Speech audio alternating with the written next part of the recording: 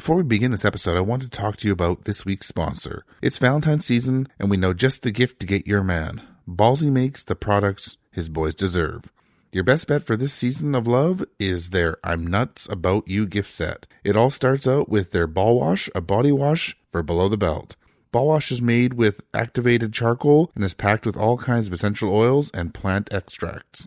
But you can't stop there, so they created their Nut Rub. This stuff is a cologne for the gonads with 6 different fragrances.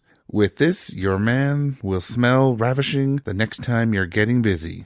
To round it all out, there is the sack spray. If they just need a bit of refreshing, this is the stuff to get. If there isn't time to pre-game shower, just give them a quick spritz. If that set is not for you, maybe you should check out their You're Incredibles Heart Box. This includes 3 Nut Rub colognes, one being a Valentine's only scent, the Driftin' Dunes. Both sets regularly retail for $45, but for our listeners, you can use the promo code BREW20 to get 20% off your purchase. Just head to ballwash.com. There is no dicking around. This is a great gift for your partner. Join the over 200,000 satisfied customers. Head to ballwash.com now and get your dudes the gift they didn't know they needed. And remember to use the promo code BREW20. This podcast is part of the Big Heads Media Podcast Network. Go to bigheadsmedia.com for more great podcasts.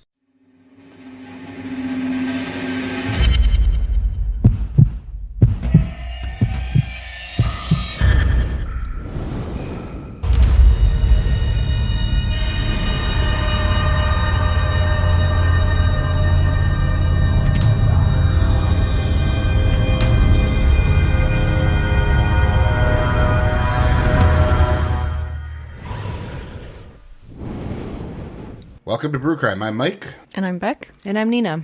All right, this episode is going to be a little bit different. We've got a special guest, Don Stradley. He is a published author, and he's got some new true crime books that are, one's out already and one's coming out soon. They are with Hannibal Boxing Media, Hamilcar. So can you introduce yourself, Don, please? Well, yeah, I'm Don Stradley, calling out of Massachusetts. What would you like to know? You want my background as a writer, or what are you looking for in this introduction? 2 truths and 1 lie. No, I'm kidding. Just bury your soul and we'll edit it out later. Yeah. Why not just start with your background in writing, I guess? Yeah. Well, I've been writing for about 15 years and worked for a lot of sports publications, ranging from the kind of magazines you find in supermarkets all the way up to ESPN.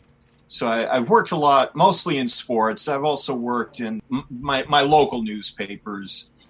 And I always balanced between sports and true crime. There was a little bit of time where I was an ambulance chaser for one of my local newspapers. And I interviewed a lot of criminals and grieving widows. And I didn't enjoy that as much, but it did sort of expose me to crime writing and police procedurals and that kind of business. Mostly, though, I've done sports. Yeah. And it was through that little background I had where the publishers at Hamilcar, they contacted me and said they were trying to put together a line of true crime books. The 2 of them you have in your hands right now. Yeah.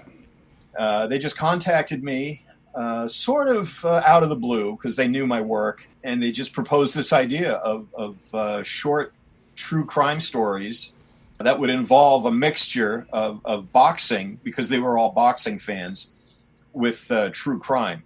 Because as it turns out, there are an awful lot of boxing stories that sort of dovetailed. Oh, I bet, yeah. Into true crime, yeah. So that's how I ended up writing these books. I guess let's mention the books here quickly, and then we'll kind of start a little bit early, and then we'll move into the books. So your the first book was Berserk, The Shocking Life and Death of Edwin Valero, and the brand new one is Slaughter in the Streets, When Boston Became Boxing's Murder Capital. Yep. All right, so when did you get? I like my books to sound like Steven Seagal movies. Nice, all action, right? Yeah, Slaughter in the Streets. It's good. It's catchy. Yeah, it is. The cover's nice on it as well. Yeah, definitely. We've got one coming out later in the year. It's called A Fistful of Murder. Oh dear. Nice. That's another Steven Seagal type title. Yeah, for sure. So when did you get the idea that you wanted to be a professional writer? Well, it's kind of a long story. I'll see if I can give you the short version of it. Long stories are fine. Two of my good friends years ago, they were journalists, and they both wrote for pretty reputable Boston newspapers, and they would occasionally call me and ask me to go on assignment with them. With most journalists don't do that. I don't do it now. I never have anybody come with me. But my friends, they were nice, and I think maybe they were a little bored. And they would call me, and I would go out on assignment with them. And I took note of what they were doing, and truthfully, it didn't look that hard to me. And they make their own hours. They sometimes they got a free lunch out of it. Depending on what the story was, they kind of traveled a little bit. They spent a lot of time goofing off, waiting for the phone to ring. And I watched them, and I thought, how do I get into this? It seems like the job for me. There's no heavy lifting. I was into it. The difference was that they had actually studied journalism, and I was not a student of anything, so I ended up, I kind of scratched my way in through the back door of journalism, like an alley cat sneaking into the back of a restaurant, and I was lucky. I got a few breaks early. I worked for some local newspapers, and 15-20 years later, I'm writing books and talking to you. That's awesome. Bit of a street fight to get in. I like I said, it's a long story. I gave you the short version. There were a few lucky breaks. I just happened to meet people, and they liked the way I wrote. And the one thing that was interesting was that I thought it was an easy way to make $1. That was why I wanted to go into it. And it turned out to be the opposite. It's a very hard way to make a living, but I ended up really loving it and really developing an appreciation for journalists. So I came in kind of backwards. It's not like I grew up wanting to be a journalist. I didn't have this great hankering to, write stories and tell eternal truths. That wasn't really behind it. I thought it was just an easy way to make a buck. Yeah. But then I ended up loving it. Well, that's the most important part, because so many people hate their job, right? So if you can love it. That's true. I think you had kind of already talked about just how you got into that and the other novels and articles that you had written. When it came to actually doing the research for Berserk and Slaughter in the Streets, how did you go about doing that? Well, each one was different. I should give you a little background on Berserk for the listeners. Berserk is the story of a boxer named Edwin Valero. And he was an up-and-coming fighter from Venezuela.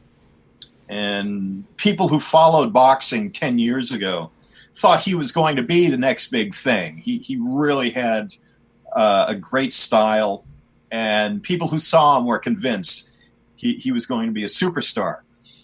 But then, before he could really gain any traction, he murdered his wife, and then he killed himself. So it was very similar to an Aaron Hernandez, O.J. Simpson of a story.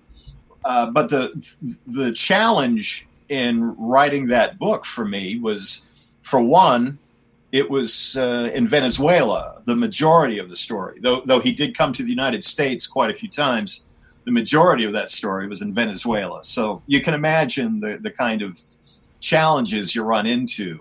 Partly because he was such a big star in Venezuela that they are very protective of his legend. They know the kind of book I'm going to write. Right. And to them, he was a hero who had a tragic ending. In America, he was a monster who killed his wife. You see, there are two different viewpoints. So the challenge of writing the book was melding those two viewpoints. And it was interesting, but it was a challenge. I contacted people in Venezuela, and they just didn't want to know about it. Yeah, I didn't want to talk about it, yeah. I looked up some YouTube videos after finishing the book and just watched how they praised him like a hero. And I was just really surprised because they're completely just omitting the fact that he literally butchered his wife, admitted to it, and all of that. It's just like well, that doesn't matter because he was a great boxer. I don't know. Well, it's not much different than a lot of sports athletes in football or whatever. Yeah. As long as they're good, who cares, right? And it's so wrong, but it's just a prevailing issue in all of sports right now. Or in life. Part of it, I think part of it is the poorer the country. Yeah. Right. The greater the need for heroes. You know, in America, we were ready to dump on OJ, you know, and we sent Hernandez to jail, you know. Yeah. Right. And I think most people were pretty, you know, we were ready to string those guys up, you know. But in a really poor country, they hang on to their heroes a little longer, I think. That's kind of what I observed. I've seen it in other countries too. All over South America, athletes will do terrible things, and you know the public is building statues. Unless they don't do something right in the game, and then they try to kill them. But that's for sure. Yeah, I've heard of those before. Yeah, don't knock the ball into your own net. Yes. Well, I don't know how many Guinness World Book records Venezuela holds, but I know in your book you had mentioned that he's in one of the books for consecutive wins. He was for a while. Yeah. He was in the Guinness Book of Records for a while. He had scored, I think, 14 consecutive knockouts in the first round. Wow. Which is pretty impressive in boxing. 8's ridiculous. Yeah, because the rounds aren't very long. Yeah, he was.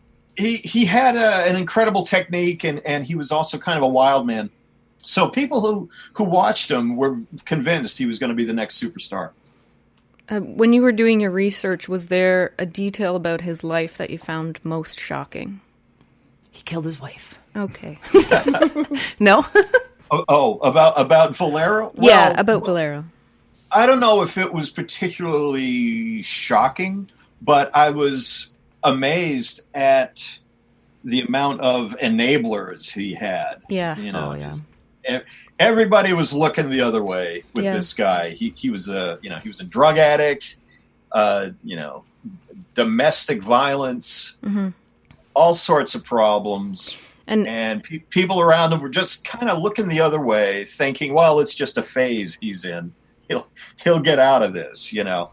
And even the people in his boxing life, a lot of them just thought, well, if we just keep getting him fights, schedule another fight for him. You know, it'll keep him busy and keep him out of trouble. It's just one enabler after another. That was really kind of amazing to me. Yeah. And even if you read the book, you probably saw a real brief bit where some doctors were even suggesting he was schizophrenic. Yeah, for sure. You know, he was mentally ill. He was a mentally ill guy, along with his drug problems, which were kind of intertwined. Yeah, for sure.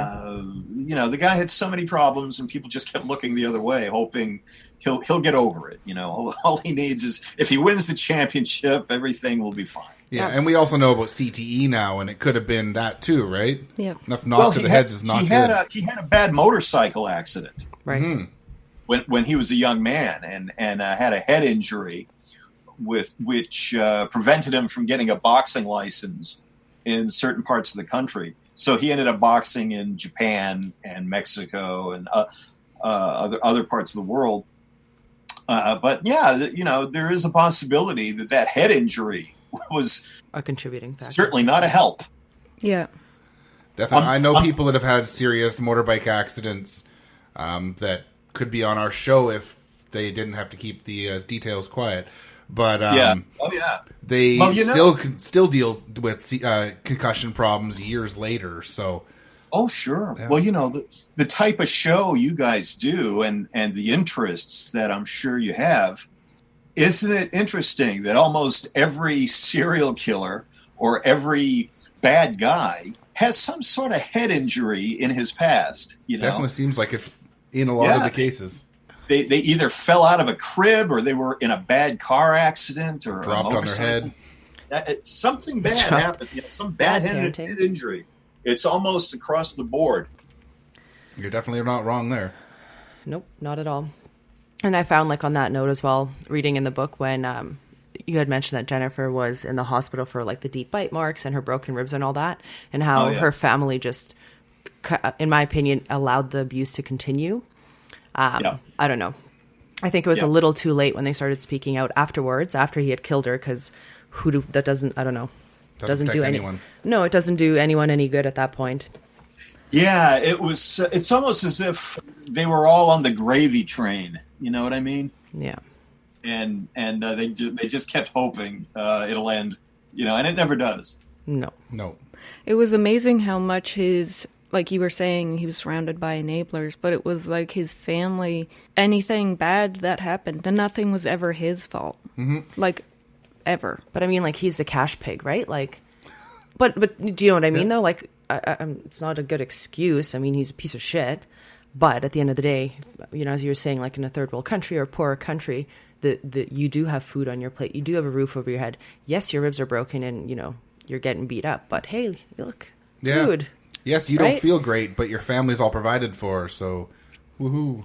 I don't know. It's interesting too because it kind of reminds me of how the worst a criminal can be on trial for the most horrible crimes, and his mother will say he couldn't have done it. Yeah. Like Ted Bundy's mom. Exactly. The mother will always come out and say, "Oh, not my son. He was such a beautiful little boy."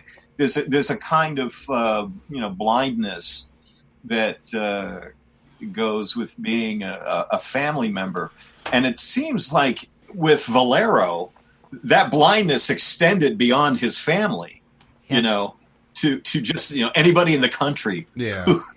Who suddenly felt good about themselves by this guy becoming a champion. They all had that feeling of almost part of the family.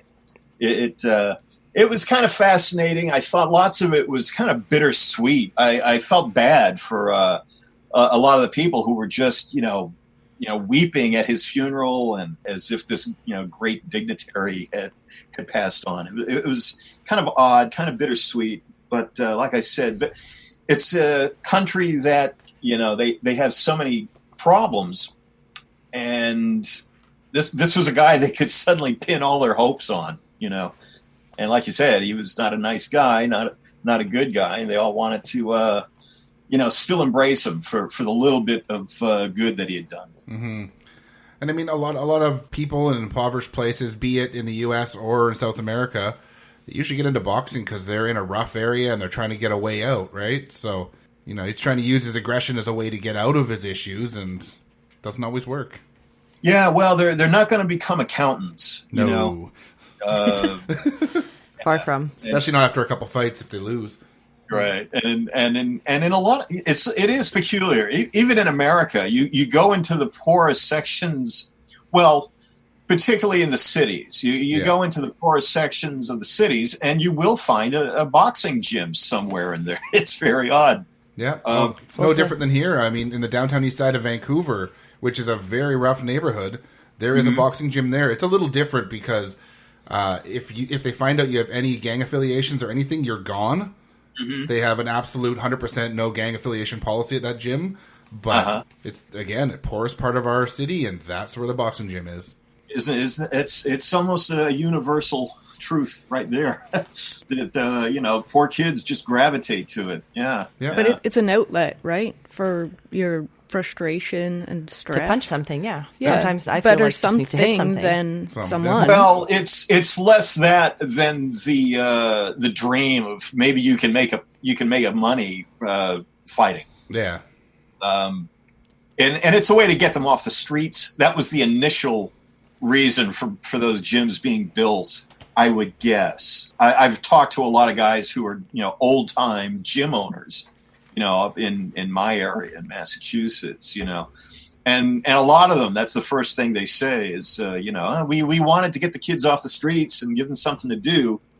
And I guess in more bucolic areas, they have little league, and or they play, church league basketball or something. Yeah. But you get into those harder parts of the city, and it's boxing. But it's also affordable for the parents, right? Because you don't need that much equipment, right? Like, I played hockey, and looking back at it, I'm like, I have no idea my mom afforded to put me through that sport. Yeah, it's so a very expensive. expensive sport. I couldn't play.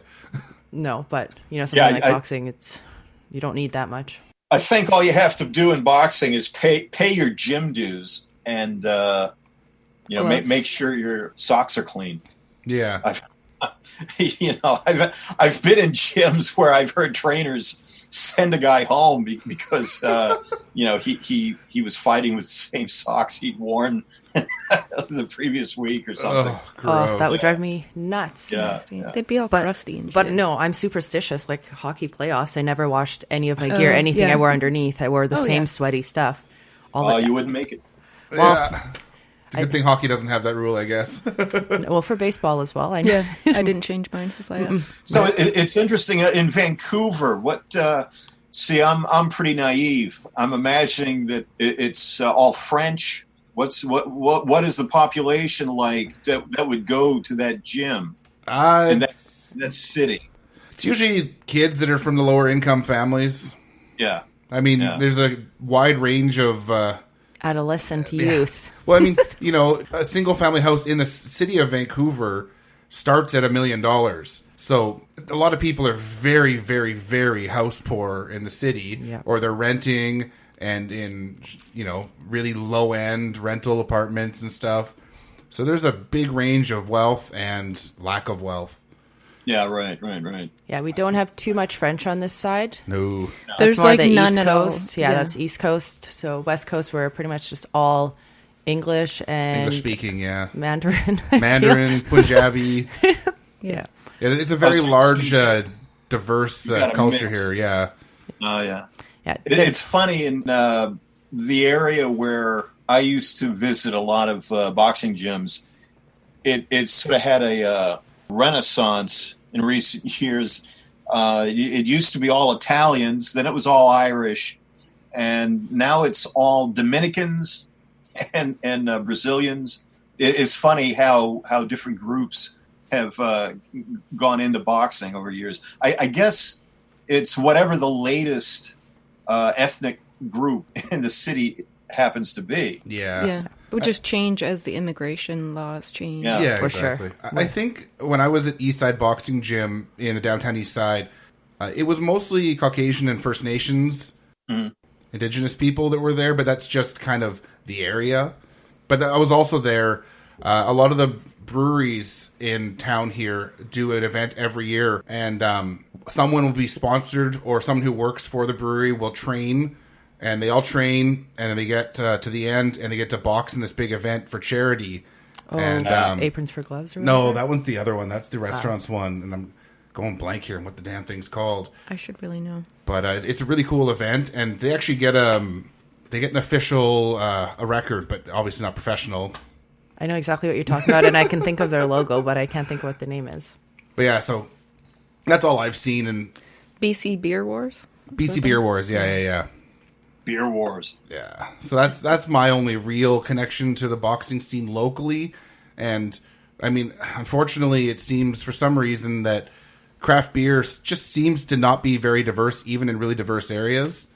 So there was a lot of Caucasian people boxing in that. So I don't know if that's the typical breakdown all the time or not. Yeah.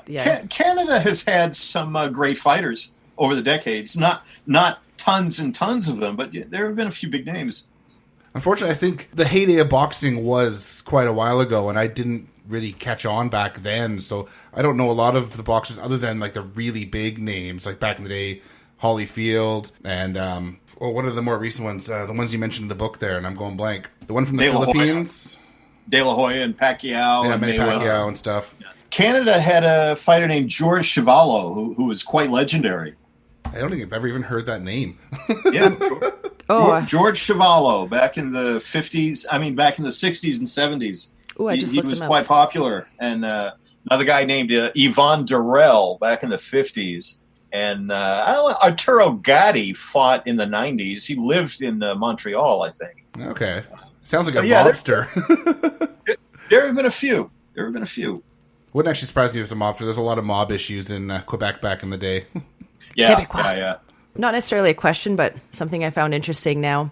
Don, I didn't write down who said it in the book. I feel like it was Valero's brother. But something about it as an excuse of why he couldn't have done it is because they were saying that the incisions were very dainty, like a surgical knife was used. And he said, well, if he would have done it, he would have bitten her to pieces. Right. Which I was What just a like... friggin' weird thing to say. I thought it was bizarre because then I thought about the part in the book earlier about her being admitted to the hospital with like deep bite marks on her back and her broken ribs. I'm like, are you guys literally not like putting two and two together? Like, if he would have killed her, he would have ripped her apart. Like, what? I don't even know. I don't know. Anyways, that part to me was just super bizarre. Oh yeah, there was a lot of bizarre stuff in there, and I tried not to be too heavy-handed with certain things, so I would just let the quote speak for itself, and I'm glad you picked up on that. Well, I didn't even understand. Well, I mean, obviously I understood it, but just like, hold on, how are you making excuses? And what you're saying is even worse than what happened. Like, I don't know. Stupid. Yeah. Oh yeah. Well, and I don't remember exactly what one of the other quotes were, but after he died, someone was quoted as saying something along the lines of, sure, he was a murderer, but he was a really great fighter. Right. Yeah. That's really what you're going to remember? Yeah. Yeah. Like, okay, well, to each their own, I guess. Yes, it's a little off in my books, but yeah. I mean, to each their own. And I guess the only other note that I also had written down is I really like the El Coli, the nickname. The hummingbird. He had the hummingbird. That's cool. Yeah. Love hummingbirds. Except I think hummingbirds are like these cute little, beautiful, dainty, pretty little water drinking thingies. Not him, but Hummingbirds are actually really aggressive. Like, they will peck at each other to get to the food first. And they move really fast. Yeah. Well, I think They're that's really aggressive. hence his nickname, but yeah, I thought that was cool. And it kind of sounds like E. coli, so I had to Google it. I was like, what? But yeah, no, that's what I had. Yeah, he really didn't like all of the nicknames that reporters and managers would try to give to him. He wanted to be known as the hummingbird, but it never caught on. Well, then that's one you don't want to use. Yeah, if he As likes not it. a nice guy, don't use it. The hummingbird's coming to kick your ass tonight. Yeah. Yeah, see, that sounds like not that bad. And then you think about it. And then you're like, oh, it's this guy. No thanks. This guy's going to be a small guy. Oh, crap. Yeah. Watching some of the YouTube videos and watching his, I mean, not that I know anything about boxing, but I YouTubed pretty hard. I got into YouTube land, sucked in. But his uppercut was very, very fast. They were saying Mike Tyson-esque. So. But was he as hungry? Well, Tyson was a biter, so maybe That's a theme. that's a weird fetish that boxers have. Yeah. Well, it's because they have to wear mouthpieces when they're in the ring, and it stifles their urge to bite. Not Tyson, it seems. Yeah. But Yeah, right? He spit his mouthpiece out. that's true, yeah. And then chomp the ear. I guess, when did this book come out? It just came out in late 2019, right? Came out 2 months ago. Or nine weeks ago, wow. And it's been doing very well on Amazon. It hit the #1 spot in the boxing category a couple of times, especially on Kindle. People love their Kindles, but it did pretty well on paperback too. So it's been selling well. That we knew that there would be some interest in it because, like I said, Valero was this sort of cult figure. Yeah. Especially in California. He came up to California and worked in some of the gyms out there, hoping to get a break in America. So he developed a following on the internet. Probably doesn't hurt that there's a lot of South American people there, so there's a lot of Spanish-speaking people, so they have a fighter that was really well-known, really popular, and Spanish. Yeah. Doesn't hurt. And that he had a ridiculous tattoo in his chest. That looked awful. That's right. Yep, he had the president of Venezuela tattooed on his chest, Hugo Chavez. Yeah. Why not, right? I don't know. I'm pretty into tattoos, so I tried to zoom in into his tattoo, and wasn't done very well because you'd think someone who has money would actually go to a good artist, but Maybe it's also because I don't like him because he's a horrible human being, so any tattoo is bad, but... I don't think I want any world leader on my chest. I figured he did it himself. That's why it didn't look good. Could have been. That'd be hard. Oh, that would hurt Use so a mirror. much. Yeah, no doubt. He puts it backwards. Sorry. Yes. Oh, I did a stick and poke once on myself, and it did not go over well. No, I bet. No, I did like 4 pokes, and I was like, fuck that. I'm done. Over it. Hurts. No regrets, though. No. regrets. Yeah. No regrets, but I have a half-finished arrow on the bottom of my foot. Why would you do that on the bottom of your foot? Because in case it was ugly, who's going to my see God. it? And good thing I did, because no one sees it. Oh, my. Hey, this is Micah Brewcrime. Do you remember when Beck told you all about the mobile game Best Fiends? Well, I've been playing the heck out of the game myself. Solving crimes may be a big challenge that is best left to the police, but solving the puzzles on Best Fiends is a blast. The dastardly criminal slugs are trying to take over, and all you have in your arsenal are your bug friends. So match the symbols and help the bugs take a bite out of slug crime. When you win, you'll get keys that will help you to win more loot. I'm currently on level 267 myself, and I'm also playing the current special mission. You can head to Lug's loot balloon and try to collect the treasures that he has been hoarding. I usually spend some time every day trying to move ahead in the game. But this isn't a hardcore game like so many gamers play, but just a casual puzzle game. You can come and go as you please and enjoy the bright colors and the cool looks in the game. Engage your brain with fun puzzles and collect tons of cute characters. Trust me, with over 100 million downloads, this 5-star rated mobile puzzle game is a must-play. Download Best Fiends free on Apple App Store or Google Play. That's Best Friends without the R. Best Fiends. I used to play other games on my phone, but this is now the only one that I load up. This episode has been sponsored by Best Fiends. All right, why don't we move on to your upcoming book here? It'll be out very soon when this comes out. Oh, yeah. Slaughter in the Streets, when Boston became boxing's murder capital. So the title just screams intrigue and true crime to me. Yeah. Now, it doesn't surprise me, but I had no idea the mob was so entrenched in boxing. Maybe it's only in Boston, but I was really surprised.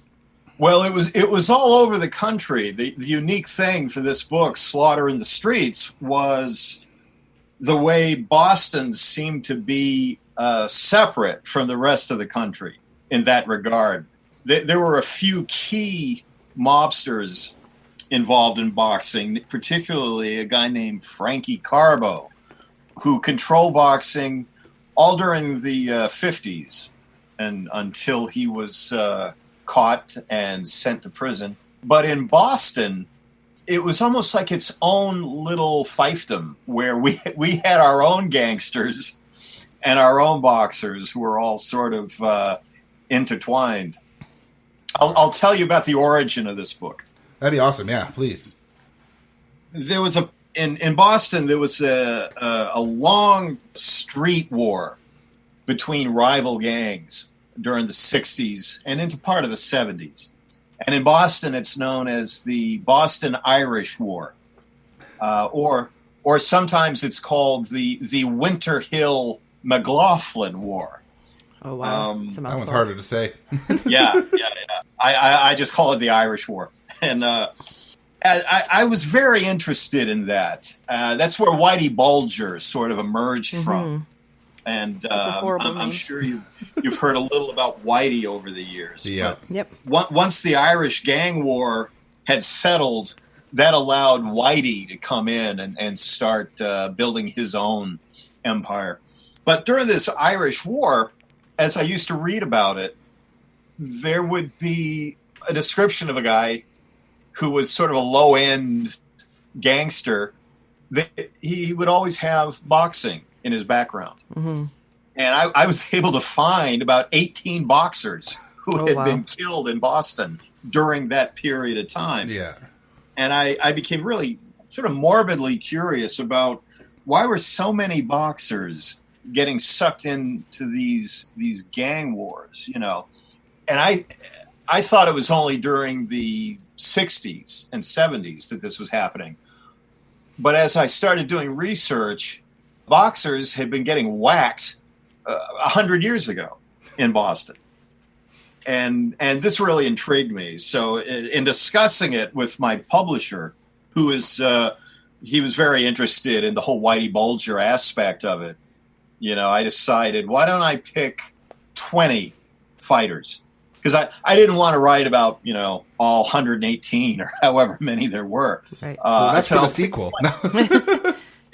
Yeah. I'll whittle it down to, maybe 20 guys and give each of them a chapter in a book, which was something I'd wanted to do for a long time. I actually wrote an article about this subject about 10 years ago, and it appeared in a local magazine, and it was then pretty much forgotten overnight. But the idea was still in the back of my head. So that's where Slaughter in the Streets, that was the germ of it, was just that Irish gang war and how it seemed to be going on in Boston for a long time with boxers getting whacked. Yeah, it's just crazy. Well, it's a geographical thing, too, that Boston it's a small city. And really there are only a couple of key neighborhoods. There's the North End, there's South Boston, Charlestown, and East Boston. And those are the four sections of the city that really sort of dominate the book. And what I kept finding over and over again was that these neighborhoods were so small that the kids almost had no choice but they would go into boxing or they would go into crime. Why not both? Like the taco girl. Yeah. And the ones who went into boxing, when their careers were done, they thought, well, all my friends are criminals, so I guess that that'll be something to fall back on. Yeah. Some people get a degree to fall back on. Some people become a criminal to fall back. Yeah, I'll be fencing stolen merchandise. That'll be something to do. And so I was fascinated by that, how just the casual way these guys would become criminals. 1 minute they're not criminals, but the next minute they're deeply into it.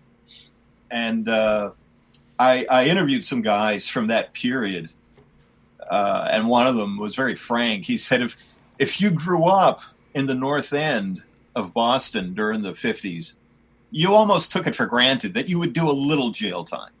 Jeez. Yeah, he said, even if it was only, 6 months, everybody in that neighborhood did time. It was almost a coming of age ritual, and there was almost no stigma to it, Jeez. I mean, I'd be horrified if I had to do time, no shit. My mom would kill me. Are you kidding me? Yeah, I wouldn't exactly. make it to jail.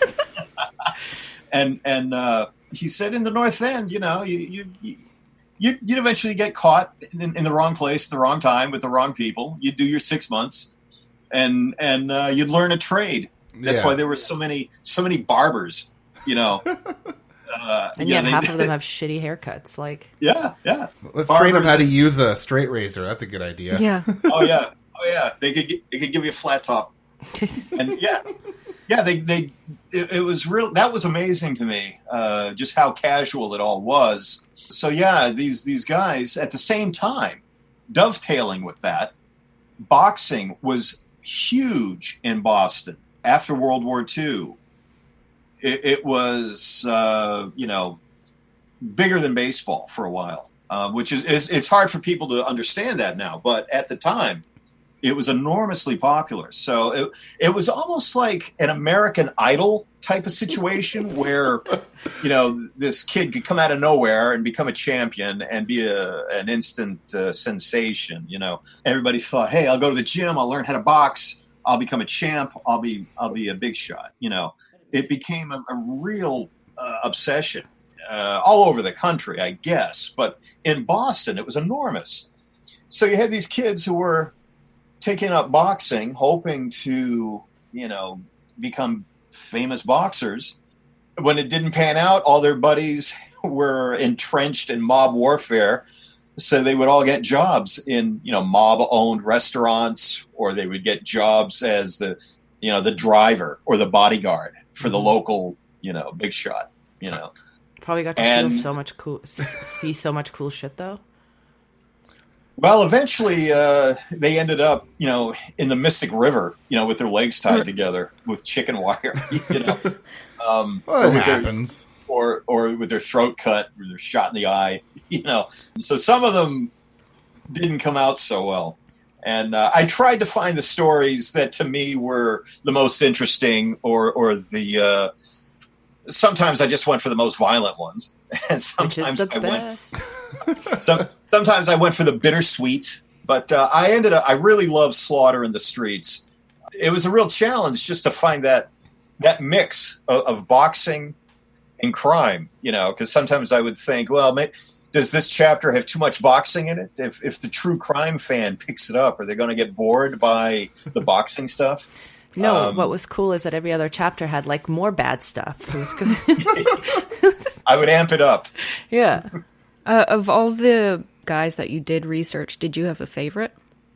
Or one that you found most interesting? Or not anything? that you liked them. But. No. For some reason, I have a soft spot for a guy named Punchy McLaughlin. Well, yes. I mean the name, right? The name. Thank you. Yeah. Punchy McLaughlin, for some reason, and he's in a couple of chapters. I liked him because it was so hard to kill him. Yeah. Three different attempts were made on his life. I mean, they were blowing his hand off, they blew his jaw off, and he kind of kept surviving. And I really started to like Punchy because he'd been sort of a mediocre fighter when he was younger. But I thought, you're a tough man, Punchy. You're not. It took him 3 tries to kill you. Yeah, I mean, if you keep boxing and you keep losing, you're a pretty tough person. Because if I kept on losing, I'd be gone. Yeah, Punchy was to me. Punchy, he was my favorite guy that I came across in this book. And he was a dirtbag like all the rest of them, and he was sort of a waterfront loan shark. And his brothers were also deeply entrenched in the mob wars of Boston. But Punchy was the guy who really stood out for me. Yeah, the picture you have. I liked a couple of the other guys too. Johnny Pretzi was a real lowlife. He's in one of the later chapters. But to me, they were all pretty interesting. The picture that's in the book of Punchy with, I think it's the one where he has his hand up with the wound. He looks so unimpressed. He's like, I can't believe I'm here again. Like, it's good. Yeah, he was a mess. They were 3 different times it took to kill him. Like he didn't 50 go Cent, that right? far. Like got shot 9 times and still didn't die. Like Punchy was the original 50 Cent. Oh my God! Yeah. Oh yeah. Well, I list the number of bullet wounds when they finally got him. Right. There was no organ in his body that didn't have a bullet in it. Well, I mean, after 3 times, I think you just go for gold. Just try your best. Go for lead. Well, go for lead, right? And what's interesting too is that during this mob war, a lot of these guys were, they would shoot you in broad daylight. It wasn't like they would try to be subtle. They would do it at a bus stop, in the middle of a restaurant. They were, ruthless. That's amazing. You if it was in a movie, you'd think it was silly. You wouldn't believe it, but that's how it was going down. It's funny how that happens in real life. Oh yeah, and they would put on stupid disguises. With pantyhose over the head, like the little mustache attached to the fake nose and glasses. Yeah, they would wigs. They would do a lot of silly stuff. So what I liked about the book too was it had some parts that were really violent like that, but then there was interesting facts like about Tony Varanus. Oh yeah, that he took it easy on one of the fighters he fought against because that guy had given him a ride to the arena that night, so he felt bad for hurting him because after he was so nice. And I'm like, oh, that's sweet. And then I don't know, what is it? The next chapter or something, you're talking about them repeatedly trying to kill this Punchy guy and then just chalking him so full of lead that he doubled his body weight or whatever. All over the place. Yeah, Tony Varanus is one of the more bittersweet chapters, I think. Tony Varanus was a young boxer who had a lot going for him, and then he was injured in the ring and he ended up in a coma. So when he came out of the coma, the doctors told him, that's it, you're done. You're not going to fight anymore. You can't do it. So that's how he drifted into sort of the criminal underworld. It was always kind of nebulous what Tony Varanus was doing. They couldn't figure out if he was really a bad guy or if he was just sort of lingering in the shadows where some bad guys got a hold of him. He owed money. But what was interesting about him was that two different guys took credit for killing him. Yeah. If you remember that, there was a guy named Bill Garraway who took credit for killing him, and another guy named John Materano, who was one of Whitey Bulger's cohorts. He took credit for killing him. So to me, that was fascinating.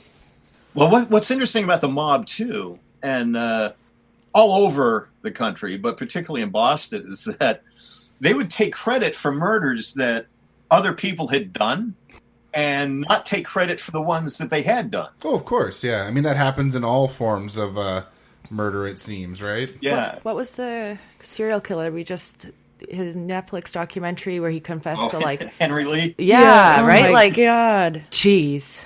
Reminds me of that. It happens a lot, yeah. But I don't get a lot of street cred. I mean, I'd rather be known for being like super badass, not that I'm like murdering people, but Yeah.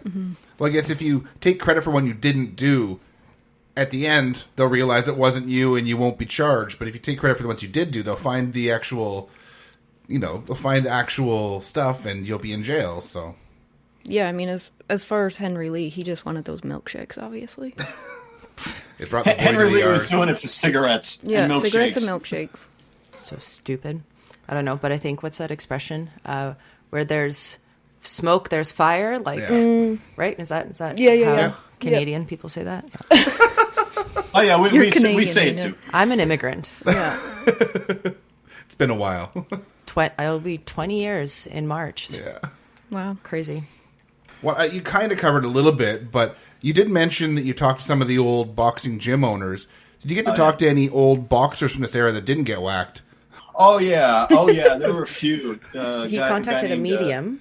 Yeah. The lady from Long Island with the long nails. Sorry. Yeah, sure. I spoke to some 3 or 4 guys. A guy named Jerry Forte, a guy named Eddie Grenke, a guy named Eddie Spence, and their stories are kind of woven into the main narrative, and they're interesting because one of them, I end the book with his quote where he just says, "The bad guys could see a vulnerable fighter a mile away, and."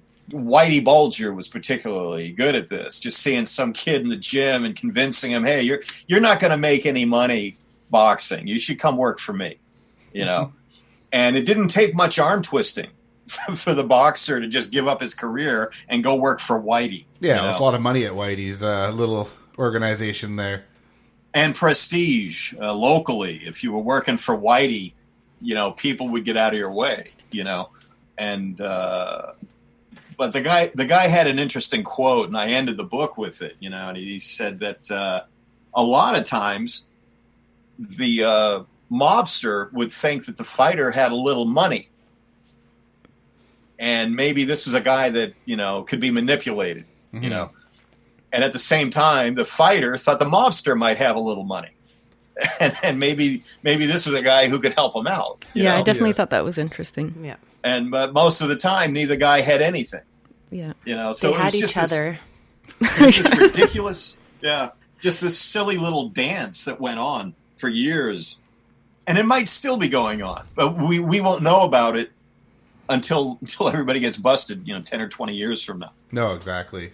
I sort of hint that who knows, there could be a Russian mobster right now, somewhere in a gym in Boston, doing the same thing Whitey used to do.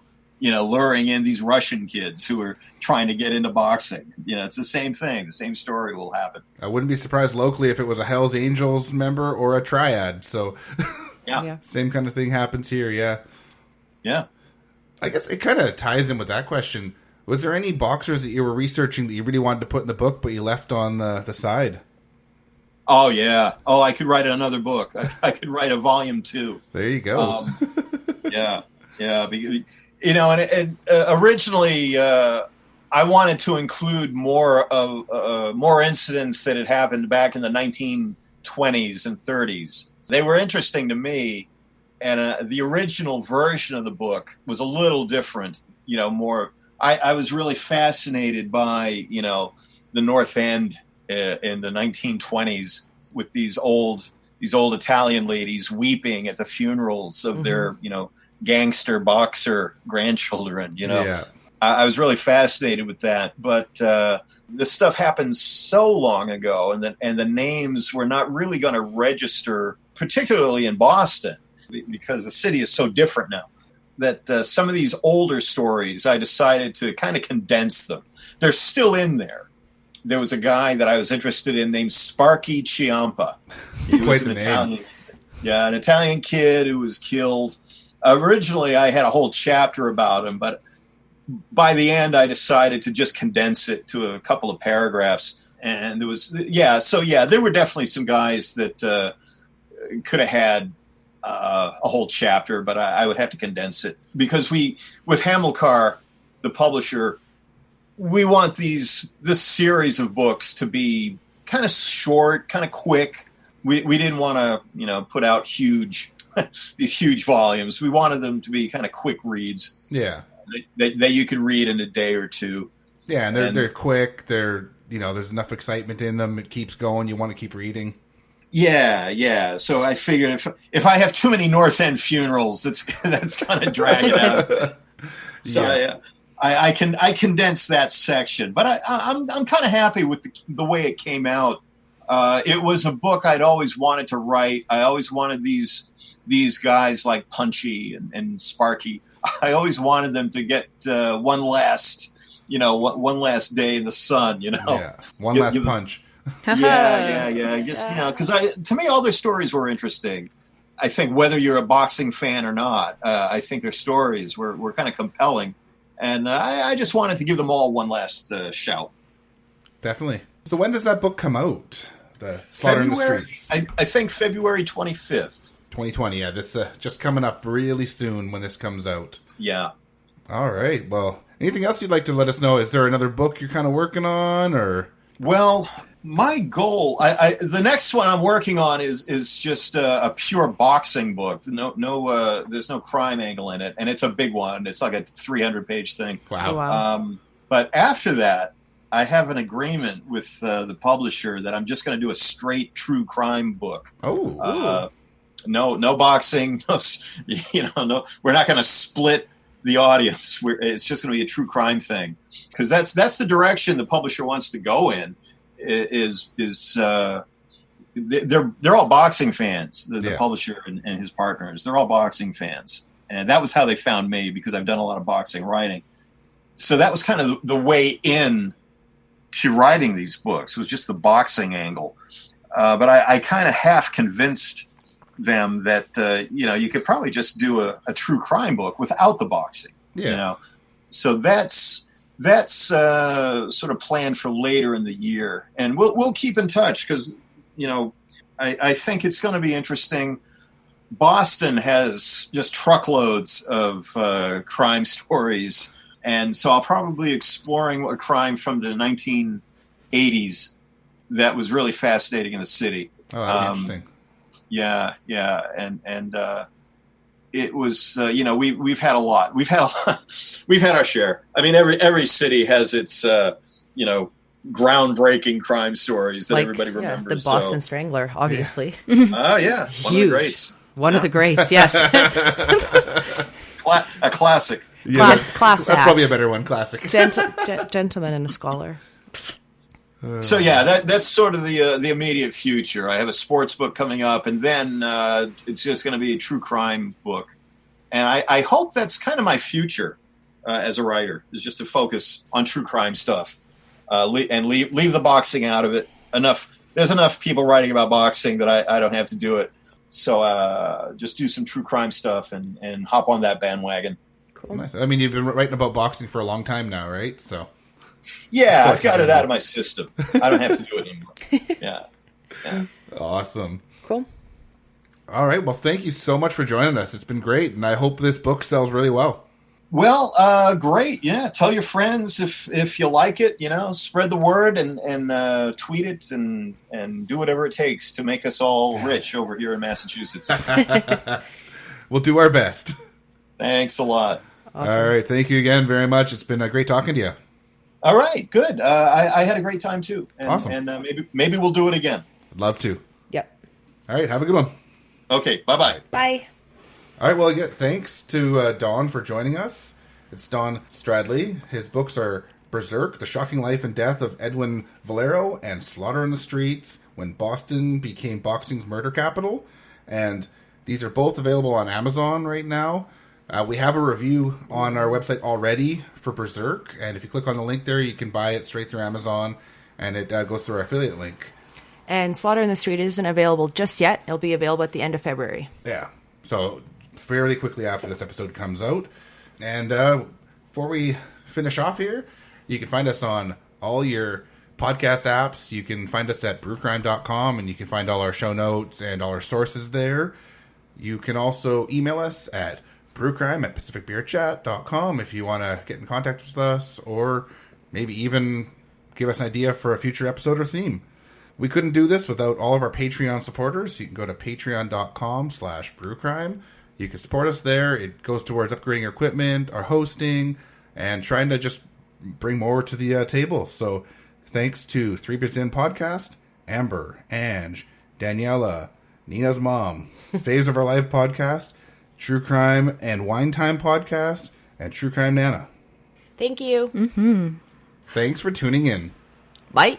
Brewcrime's intro was created by Mike using Creative Commons Attribution licensed audio from purple-planet.com, soundbible.com, and freesoundeffects.com. Logo design was by Ben Greenberg. All cases and stories were written by Beck, Nina, and Mike, and our sources are put into the show notes for each episode. We always want to give credit to the people that research the cases we talk about. Check out our store at brewcrime.threadless.com, where you can purchase swag like t-shirts, phone cases, beach towels, and all kinds of cool stuff. We can also be found on your favorite podcast apps, our host, Spreaker.com, or brewcrime.com, as well as at Brewcrime on Twitter, at Brewcrime on Facebook, at facebook.com/groups/Brewcrime. Thanks for listening. This has been a production of Pacific Beer Chat. Welcome to the True Crime Lab, a show from Jay and Rude Boy about true crime. Join us as we cover topics like notable and unknown crimes, serial killers, cults, white-collar crimes, the occult, aliens, the Hamburglar, killer clowns from outer space, haters of Monty Python, the Irish. Jay, dude. With deep dives into stories, narratives, and thorough research, we hope you learn something new about even the most discussed cases. We never make fun of the victim or the victim's families, but we sure as heck make fun of the criminals. Because, well, they deserve it. We'll be covering topics each week, so you'll always have something fresh to listen to. We can be found on Apple Podcasts, Spotify, Spreaker, Stitcher, and everywhere else you get your stories. As we traverse this crime-laden world, don't forget to subscribe, rate, and review to let us know what you think about our show. So enter the True Crime Lab with true friends talking about true crime.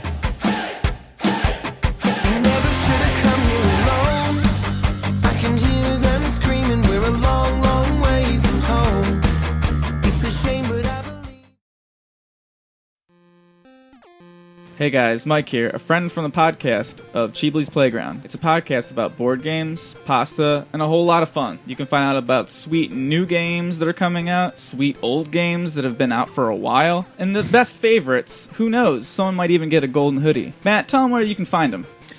You can find us at Cheebly's Podcast at Twitter and Instagram. And also you can find us on Cheebly'sPlayground.com. Wow, you guys nailed it. Good job. Nailed it. I got an IMDb page, so...